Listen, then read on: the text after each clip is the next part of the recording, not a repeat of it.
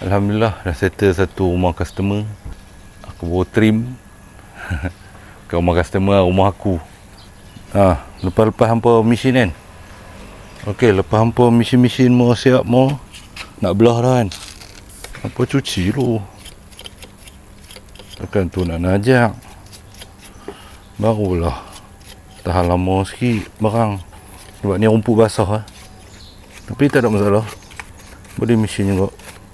Cuma dalam hujan aku tak nak mesin ni. Ada ke orang mesin rumput dalam hujan? Okey, dah cuci semua kan. Aku suka lagi pasal KLM kilat KLM 006 ni. Dia teleskopik kan. Berpulah kat dia punya teleskopik ni. Pendek kan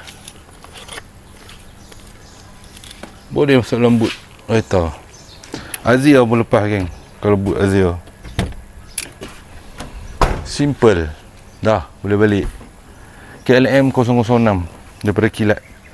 Tengok dekat link yang aku sediakan. Terbaik.